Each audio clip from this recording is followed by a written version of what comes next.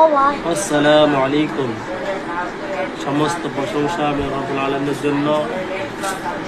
আমাদের আপনাদেরকে না সৃষ্টি করলে কিছুই সৃষ্টি করা হতো না। আল্লাহর নবী সাল্লাল্লাহু আলাইহি সাল্লাম একটি হাদিসে বলেছেন কি আসসালামু ক্বাবলাল কালাম, बात करने से पहले সালাম उसका बाद কালাম। তো ভাই সকল, আমরা একে অপরের জন্য যখনই দেখা হবে তখনই আগে সর্বপ্রথম কি করব? সালাম করব। আমরা যেন প্রকৃত ভ্রাতৃত্ব, ভালোবাসা, প্রেম, আল্লাহ রাসূল সাল্লাল্লাহু আলাইহি ওয়াসাল্লাম বলেছে সালামের মধ্যে যদি কোনো ব্যক্তি সালাম দেয় আগে, আর সর্বপ্রথম গুনাহকে মাফ করা হবে। সুবহানাল্লাহ। তা আমরা আগে কি করব? আগে একে অপরের সঙ্গে প্রথম দেখা থেকে সালাম করব।